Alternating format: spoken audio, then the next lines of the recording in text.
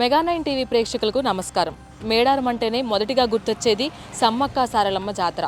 ఈ సమ్మక్క సారలమ్మ జాతర మొదలవ్వాలంటే మొదటిగా సారలమ్మ గద్దె ఎత్తితే గానీ జాతర ప్రారంభం కాదు. 2 నెలల ముందు నుంచి కూడా ఇక్కడ అంగరంగ వైభవంగా ఏర్పాట్లు మొదలయ్యాయి. మరి సారలమ్మ చరిత్ర ఏంటి, సారలమ్మ ఎక్కడుంటుంది, సారలమ్మ దేవాలయం గురించి, అలాగే గద్దెని ఎవరు ఎక్కిస్తారు, ఇవన్నీ కూడా ఈ వీడియోలో తెలుసుకుందాం. నాతో పాటు వచ్చేసేయండి. మేడారానికి 2 కిలోమీటర్ల దూరంలో ఈ కన్నెపల్లి అయితే ఉంది. మరి ఈ కన్నెపల్లిలో మన సారలమ్మ విశిష్టత ఏంటి, సారలమ్మకి ఏ విధంగా మొక్కులు తీర్చుకుంటారు, ఇవన్నీ కూడా ఈ వీడియోలో చూద్దాం. వచ్చేసేయండి.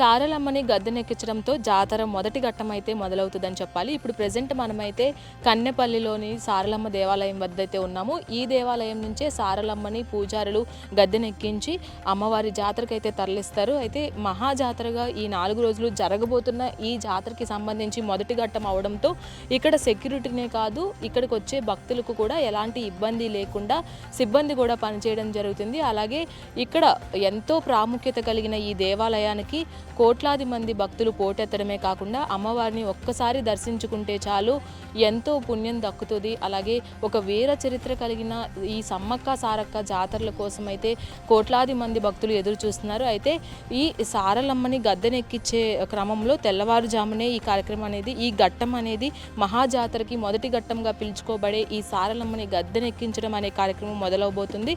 ఈ దేవాలయంలోనే ఎంతో చరిత్ర కలిగిన సారలమ్మ వెలిసిందనే చెప్తారు. అలాగే రోజు కూడా పూజలు జరపడం, అలాగే ఈ పూజలకి సంబంధించి పూజారులు కూడా ఆనవాయితీగా కొన్ని కార్యక్రమాలను అయితే జరుపుతూ వస్తారు. ఈ కార్యక్రమాలకి సంబంధించి రేపు పూజారి కూడా ఇక్కడి నుంచే అమ్మవారిని తీసుకువెళ్ళడం, అమ్మవారిని ఒక్కసారి దర్శించుకుంటే చాలు పునీతులం అవుతాము అని కూడా ఇక్కడ అందరికీ ఎంతో ప్రగాఢంగా నమ్ముతుంటారు. ప్రత్యేకించి ఈ మేడారం జాతరలో ఈ సారలమ్మ అమ్మవారికి సంబంధించి మహాఘట్టమైతే ఈ మొదటి కార్యక్రమంతో మొదలవుతుందనే చెప్పాలి. ప్రజెంట్ అయితే మనం సారలమ్మ వారి దేవాలయం వద్ద అయితే ఉన్నాము. సో ఒకసారి చూడొచ్చు మీరు, ఈ ఏళ్ళ తరబడి ఎన్నో సంవత్సరాల తరబడి చరిత్ర కలిగిన ఈ దేవాలయానికి ఒక్కసారి వస్తే చాలు, అమ్మని దర్శించుకుంటే చాలు, బాధలు అన్నీ కూడా తీరిపోతాయి. అమ్మవారిని మనసారా కొలిస్తే చాలు కోరిన కోరికలు తీరుస్తుంది అమ్మవారు అని కూడా, సంతానం లేని వారికి కావచ్చు సంతానం కలగడం, ఇలా ఏ మొక్కైనా సరే అమ్మవారు తీరుస్తారు. ఖచ్చితంగా సంవత్సరం కాలంలోనే మనకి ఆ శుభ ఫలితాలు కూడా కలుగుతాయి అనేది ఇక్కడ ఉన్న భక్తులకి ప్రగాఢ నమ్మకం. అలాగే అమ్మవారిని మొక్కుకున్న తర్వాత బంగారం సమర్పిస్తారు. ఆ బంగారాన్ని, బెల్లాన్నే బంగారంగా అమ్మకి సమర్పిస్తారు. ఎలాంటి గుడులు అడగని అమ్మవారు ఆలయం కట్టించండి అని కానీ, లేదంటే నాకు ఇంత మొక్కులు చెల్లించండి అని కానీ అమ్మవారు ఏనాడు అడగలేదు.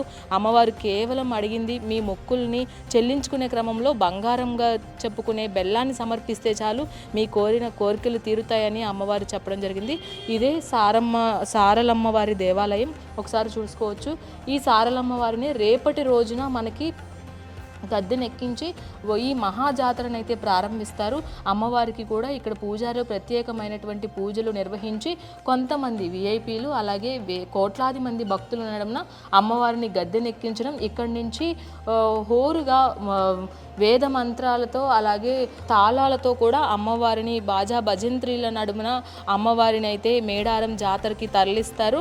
అలాగే ఎన్నో ప్రత్యేకమైన పూజలతో పాటుగా ఈ అమ్మవారికి కొన్ని ఈ వనజాతరకి సంబంధించి కొన్ని ప్రత్యేకమైనటువంటి కార్యక్రమాలు కూడా ఉన్నాయి. అనంతరం అమ్మవారికి మొక్కులు చెల్లించుకొని ఎదురుకోళ్ళు కార్యక్రమం, బంగారం సమర్పించడం, ఇవన్నీ కూడా 4 రోజుల పాటు మహాజాతరగా నిర్వహిస్తారు.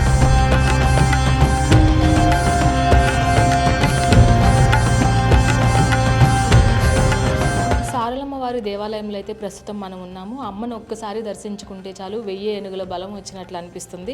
అయితే ఇక్కడ ఆలయ ప్రధాన పూజారి కిరణ్ గారు అయితే మనతో పాటు ఉన్నారు. అమ్మవారికి ఏళ్ళ తరబడి వాళ్ళ వంశానుసారంగా వస్తున్న పూజాది కార్యక్రమాలు అయితే నిర్వహించడం జరుగుతుంది. మరి ఏ విధంగా రేపు గద్దెనెక్కిస్తారు, ఎలాంటి పూజాది కార్యక్రమాలు చేస్తారు, ఇవన్నీ కూడా అడిగి తెలుసుకుందాం. నమస్తే కిరణ్ గారు. సో అమ్మవారికి ఎలాంటి పూజలు చేస్తారు, అసలు ఎన్ని సంవత్సరాలుగా సారలమ్మని ఇక్కడ కొలవడం జరుగుతుంది?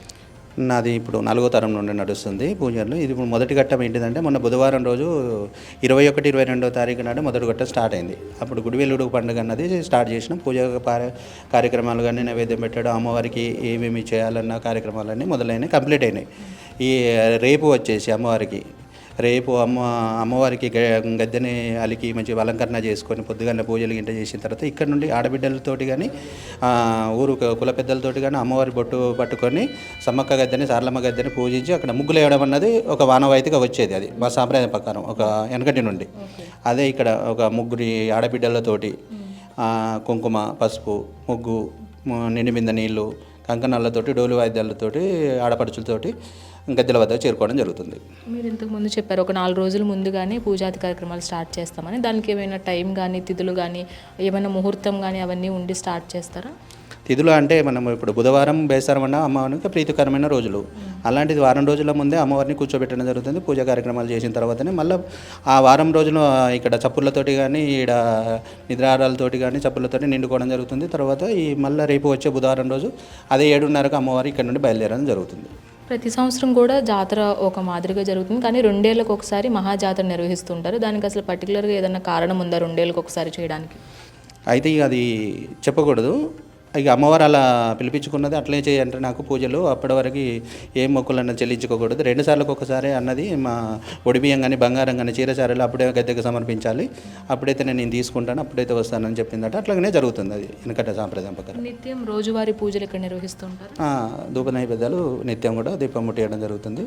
పూజ కార్యక్రమం అమ్మవారికి పసుపు కుంకుమ కూడా సమర్పించడం జరుగుతుంది. ఇలా జాతర సమయంలో కాకుండా సాధారణ రోజుల్లో ఎంతమంది భక్తులు వస్తారు? వేరే ఊర్ల నుంచి కూడా ఇక్కడికి వచ్చి దర్శించుకుని మొక్కులు చెల్లించుకోవడం అలా జరుగుతుంది? వస్తారు. రోజుకు 1000 కానీ 2000 మంది. బుధవారం బేసారం ఎక్కువ రావడం జరుగుతుంది. ఆదివారం అయితే హాలిడే కాబట్టి ఇంకా కొద్దిగా ఎక్కువ. ఛత్తీస్గఢ్ కానీ మహారాష్ట్ర కానీ ఇటు ఆంధ్ర ఇటు మన తెలంగాణ నుండి కూడా రావడం జరుగుతుంది. అమ్మవారు జాతర సమయంలో కొంతమందికి పూనకం కూడా వస్తుందని చెప్తారు. దానికి ఏమైనా వంశపారపర్యంగా కొంతమందికి రావడం ఇలా జరుగుతుందా, లేదంటే ఎవరైనా సరే అంటే జంపన వాగు దగ్గరికి వెళ్తే చాలా మంది వరకు ఇలా పూనకం వస్తుందని నానుడు ఉంది, దీనికి సంబంధించి ఏమైనా? లేదు, అది అమ్మవారి మహత్యం. మేము ఎవరిని కోరుకుంటే ఆ విధంగానే వాళ్ళకు పూనకాలు వస్తాయి. అదేవిధంగా వాళ్ళ ఇంటికి వెళ్ళిపో. నేను ఎవరిని వాళ్ళ ఇంట్లో కోరుకున్న వాళ్ళు ఎవరైనా ఉన్నారు కాబట్టి అంటే వాళ్ళ మీదకి వచ్చేసి అమ్మవారు ఆటోమేటిక్గా వచ్చేస్తుంది. అంతే. ఒకసారి వచ్చి అమ్మవారిని దర్శించుకొని ఒక కోరిక కోరినట్లయితే తీరిన తర్వాత బంగారం సమర్పిస్తారు. అవును, అది వాస్తవం. అంటే ఇంత టైం అనేది ఉంటుందా, లేదంటే మీకు ఇల్లుబాటును బట్టి ఎప్పుడైనా సమర్పించుకోవచ్చు. ఇప్పుడు చేసుకున్న తర్వాత మళ్ళీ మినీ జాతర అనేది ఒక కొంత గొప్పగా నడిచేది ఉన్నది. అప్పుడు కూడా నువ్వు సరే నేను జాతర వరకు ఇస్తానంటే అప్పుడు కూడా నేను ఇచ్చేయవచ్చు. మొక్కు ఎదురుకోళ్ళు గురించి. ఎదురుకోళ్ళ అంటే ఇక అమ్మవారికి ఎదురిచ్చు బంగారం ఒకటి, ఎదురుకోళ్ళది అన్నది ఒక స్పెషల్. అమ్మవారికి ఎలాగనే ఇట ఇస్తాం, కోళ్ళని కోస్తాం, అలాంటిది. రేపు మరి గద్దెని ఎక్కించే టైంలో ఇటు విఐపీలు కావచ్చు, ఇటు ఊరు ప్రజలు కావచ్చు, వేరే రాష్ట్రాల నుంచి కూడా చాలామంది భక్తులు వచ్చే అవకాశం ఉంది. వాళ్ళందరినీ కూడా ఈ అమ్మవారిని దర్శించుకునేందుకు ఎలాంటి అవకాశం కల్పిస్తున్నారు? ఇక పొద్దున వచ్చి నుండి గుడి శుద్ధి చేసుకున్న తర్వాత పూజలు అయితే పూజలు అయిన తర్వాత ఆటోమేటిక్గా కొంత విఐపీ ఉంటారు. ఎంత తాకిటిని ఇక్కడైతే రానియలేము. అక్కడ నుండి అమ్మవారిని మొక్కులు ఉపజెప్పిన తర్వాత అందరికీ బొట్టు కానీ కుంకుమ కానీ కంకణాలు కట్టి చేయడం జరుగుతుంది. విఐపీస్ కానీ మా కుల పెద్దలు కానీ వచ్చిన తర్వాత బియ్యం గిట్ట పోసి వాళ్ళు పోస్తారు, చారలు కానీ పెట్టేసి వెళ్ళిపోతారు. అప్పటితోటి విఐపీ బందోబస్తు కానీ మనకు పోలీస్ ఫోర్స్ ఉంటారు, వాళ్ళ మధ్య లాంఛనంగా అమ్మవారిని తీసుకోవడం జరుగుతుంది. చాలామంది అంటే గ్రామ దేవతలు కావచ్చు, ఊరు దేవతలు కావచ్చు, ఒక విగ్రహాన్ని అలా ప్రతిష్ఠించి చేసుకుంటూ ఉంటారు. అసలు దీని గురించి ఒకసారి మీరు ఎక్స్ప్లెయిన్. లేదండి, దీనికి రూపం లేదు, అంతే. ఇక కుంకుమ బండి ఎక్కువ బండారి అంటే బాగా ఇష్టం అమ్మవారికి. పసుపు కుంకుమతో ఏదైనా అది పెట్టుకుంటే మోక్షం, కోరుకున్నాయని నెరవేరుతాయి. అంతే. కుంకుమ బండి రూపంలో అమ్మవారిని కూర్చోబెట్టిన కొలుస్తారు, అంతే. సో చూసుకున్నట్లయితే ఇక్కడ సారలమ్మ దేవాలయంలో అయితే అమ్మవారిని కుంకుమభరిణ రూపంలో అయితే ఇక్కడ అమ్మవారిని కొలుస్తూ ఉంటారు. అలాగే కోరిన కోరికలు నెరవేర్చే తల్లిగా ఇక్కడ నానుడి కూడా ఉంది. దశాబ్దాల కాలంగా కూడా ఇక్కడికి వచ్చి ప్రజలు వాళ్ళు కోరిన కోరికలు నెరవేర్చుకోవడం, అలాగే 4 తరాల నుంచి కూడా ఇక్కడ పూజాది కార్యక్రమాలు ఒకటే వంశం వారు నిర్వహిస్తుండడం, తరతరాలుగా అమ్మవారిని కొలచడంలో ఆ ఆనందమే వేరు. కానీ ఈ సారలమ్మ తల్లిని ఇక్కడ దర్శించుకోవడం, మనసారా కొలుచుకోవడం అనేది నిజంగా ఒక గొప్ప విషయం అనే చెప్పాలి. చాలా చాలా అరుదుగా చాలా తక్కువ మందికి దక్కే అవకాశం. రేపటి నుంచి కూడా అమ్మవారి జాతర ఏదైతే మొదలవుతుందో ప్రధాన ఘట్టం అమ్మవారిని గద్దెనెక్కించడంతోనే స్టార్ట్ అవుతుంది. ఈ ఘట్టానికి సంబంధించి ఊరు ఆడపడుచులు కావచ్చు, అలాగే ఊరు పెద్దలు కావచ్చు, వాళ్ళని కొంతమందిని ఆడపడుచుడిని ఇక్కడ పిలిచి ముగ్గు కుంకుమ పసుపు వేసి అమ్మవారిని గద్దెనెక్కించి ఇటు నీళ్ళ బిందుతో అమ్మవారిని మేడారం జాతరకు అయితే తరలించడం జరుగుతుంది. అక్కడ మహాజాతర అయితే ప్రారంభం కానుంది. కాబట్టి ఈరోజు సాయంత్రం నుంచే, ఒకరోజు ముందుగా నుంచే ఇక్కడ జాతర వాతావరణం అనేది అందరికీ కూడా కళ్ళకు కట్టినట్లు కనిపిస్తుంది. ఇది సారలమ్మవారి చరిత్ర, సారలమ్మవారి విశిష్టత.